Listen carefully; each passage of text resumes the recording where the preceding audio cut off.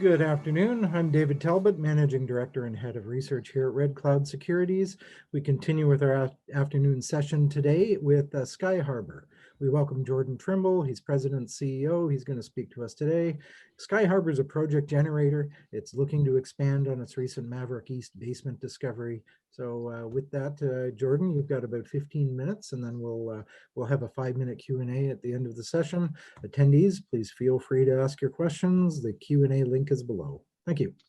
Great. Well, thanks, Dave, and thanks everyone for participating and taking the time here. We were having some technical difficulties, so excuse the format here, but I think we got it sorted out. Just had to change computers.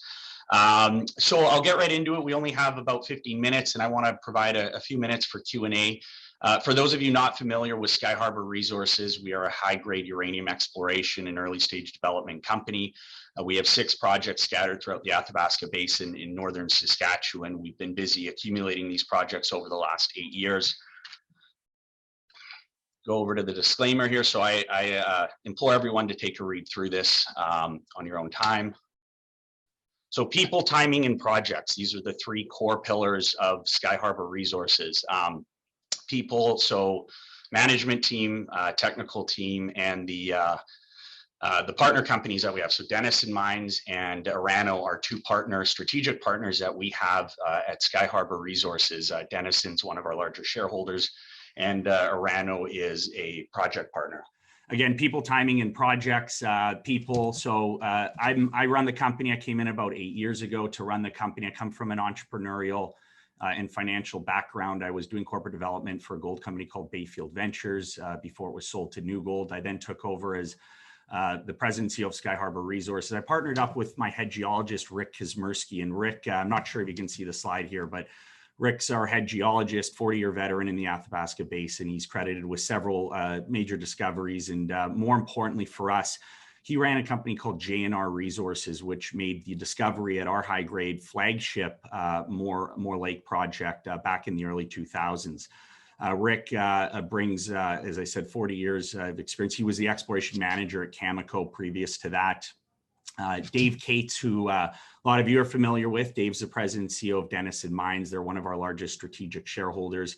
Paul Matizik is an advisor to the company, joined us a few years back. He's well known in the industry. He built and sold Energy Metals for $1.8 billion to Uranium One in 2007. And that's a part of our broader strategy and end game. We'd like to ultimately sell the company to a larger uranium mining company or larger mining company. More recently, about a year ago, we brought in Joe Gallucci as a director, and Joe is the managing director and head of mining investment banking at Laurentian Bank. Joe brings a wealth of capital markets experience and expertise to the board, and that's something that we pride ourselves here at Skyharbour, is having a good mix of managerial experience, capital markets expertise, as well as focused technical expertise in the Athabasca Basin.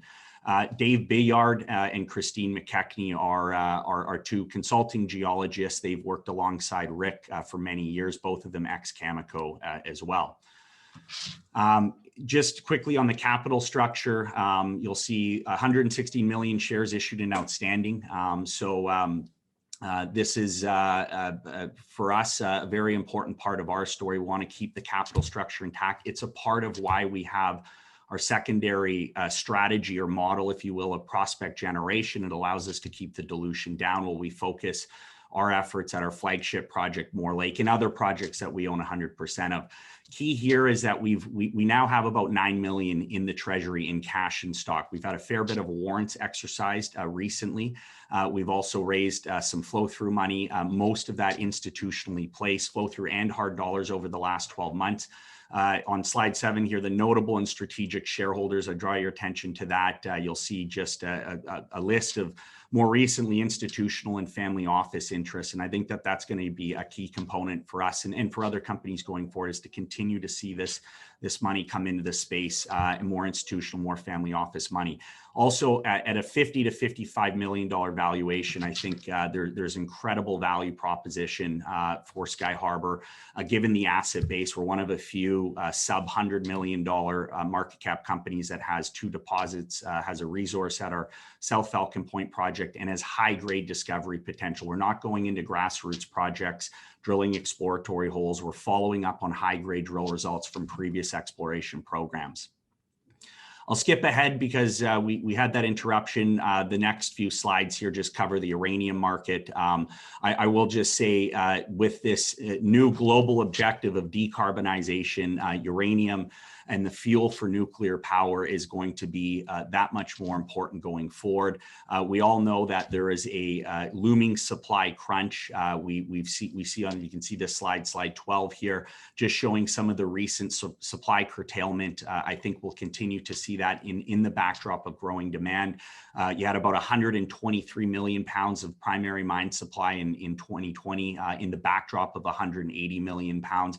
And there's just been severe underinvestment in the sector over the last 10 years post-Fukushima. So we haven't seen that new supply come online. There are obviously some great projects in the pipeline, but it takes time to bring these assets and these deposits online. And more importantly for Skyharbour and Skyharbour shareholders, we're looking to find that next generation of deposits to fuel the reactors of the future. So I think as an exploration, and in particular, an advanced exploration story, we're well positioned for this next cycle. I'll move ahead just to slide 17 here, and we can work off of this. So here you see the project portfolio that we've accumulated over the last, call it 7 or 8 years.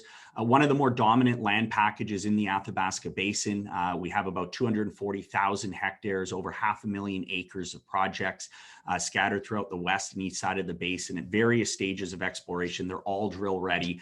And a key takeaway is we were able to take advantage of a depressed uranium market over the last, call it 7 or 8 years. We acquired this asset base for about 5 million Canadian in cash stock and exploration expenditures. At one point, our two main projects that we own 100% of, Moore Lake and our South Falcon Point project, were in a company that was valued at over 250 million in the last uranium bull market in 06, 07. So that just shows the re-rating potential that these two projects alone have. It's very exciting to have them in our portfolio along with several other projects. And this gets us into the second part of or model that we follow, the strategy that we have at Skyharbour, is a prospect generator. So we have 100% of our flagship project, which is Moore Lake. We just announced a 3,500 meter drill program commencing there shortly, but we also act as a prospect generator. We've brought in 3 partner companies, including industry leader Uranium, which is now a joint venture partner of ours at our Preston project over on the west side of the Athabasca Basin. Getting into Moore Lake, our flagship, really, it's the crown jewel of the company. This is a project that has seen a fair bit of historical exploration, and actually Dave came out with a report today that talks about this and the history there. As I mentioned, my head geologist, Rick Kazmersky, made the discovery. Him and his team made the discovery at the Maverick Zone back in 2000, 4 meters at 10 meters at 4%, sorry, U3O8. And most of that mineralization that was discovered historically was found at the unconformity or in the sandstone. So not a lot of the historical hundreds of drill holes were drilled any deeper than the unconformity at about 250 to 300 meters. That's what's exciting for us, having taken this project back on. We acquired it from our strategic partner, Denison Mines. We own 100% of it. We are now going in there with some new techniques, in particular, some new geophysical techniques, and looking for these basement-hosted zones of mineralization and deposits. And we've succeeded thus far, in particular, in the last year with recent drilling that we've carried out at a new discovery, a new zone we found just east of Maverick, which we call Maverick East. We announced results earlier in the year, late last year, on a program that was primarily focused on the basement rocks at East Maverick, and we intersected our longest zone of continuous uranium mineralization at the project to date, 17.5 meters of 0.72% U3O8. So clearly we're onto something. We feel like we've just scratched the surface. We've only drilled about 10 or 11 holes that have tested these basement targets beneath this Maverick corridor. One of the other key features of this project is it is a big property. This main Maverick corridor is about 4.7 kilometers long. It's only been about 2.5 kilometers systematically drill tested, and very little drilling, as I mentioned, into the basement rock. So in addition to the extension, or the remaining 2.2 kilometers that have not been properly tested, we are planning to test what's called the Esker target in this upcoming drill program.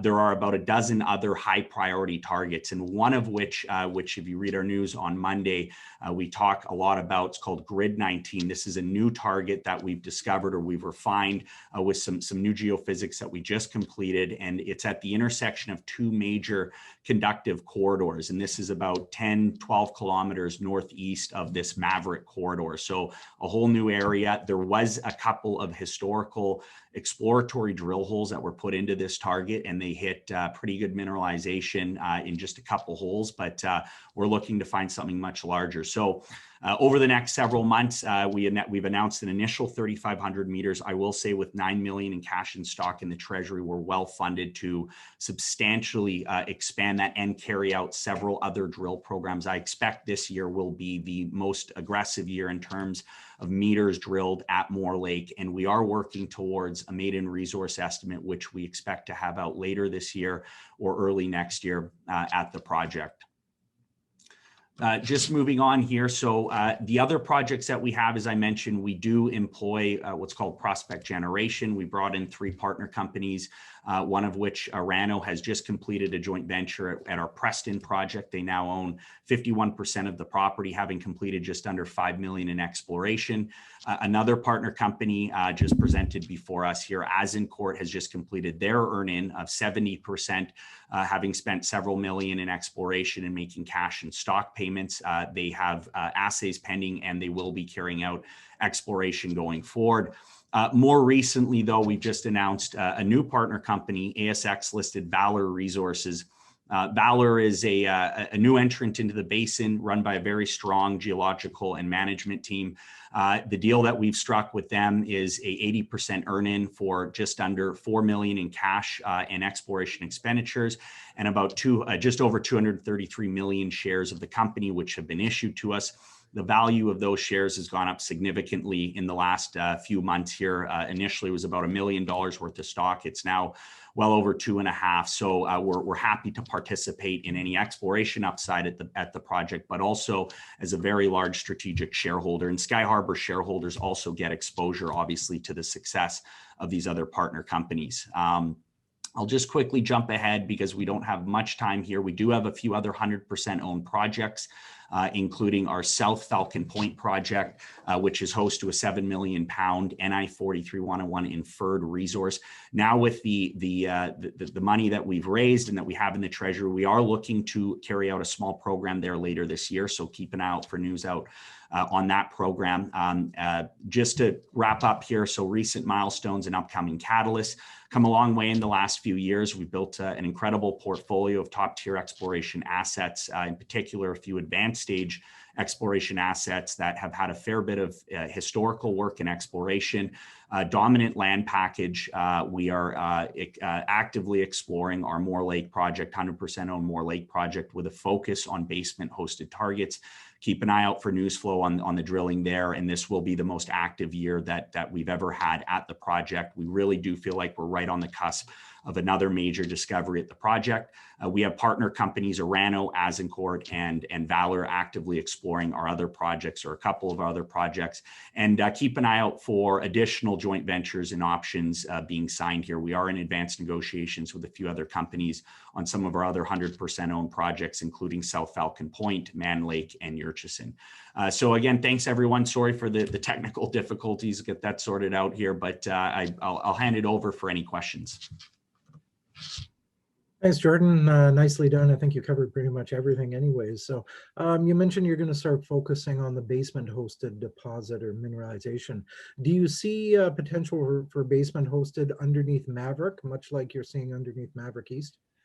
Yeah, we do. And, you know, it's been poorly explored, although what we are seeing at the East Maverick right now is indicative of something much larger at depth. And you know, it's still, we're still learning a lot about this Maverick corridor. Again, most of the mineralization having been discovered in the sandstone or at the unconformity. So in all likelihood, we will continue to drill into the basement rocks below the main Maverick zone. But given what we're seeing at East Maverick, again, like I said, we feel like we've just scratched the surface, and we can clearly see the high grade mineralization continuing down plunge. So given that we're hot on the trail there, I think it makes the most sense to continue exploring that, testing that, and then we can move over back to the main Maverick or to other parts of that 4.7 kilometer long corridor. Okay, and you mentioned a resource coming up maybe later this year or early next. Not sure you can answer this, but is there a ballpark target you're looking for? Yeah, it's a good question. I mean, I would advise people to go look at the report that you just put out. You know, we have back of the napkin estimates for it. I'd say that the exploration and drilling that we're doing this year has the potential to significantly add to a base case, if you will. And given what we've seen in particular with this last drill program at East Maverick.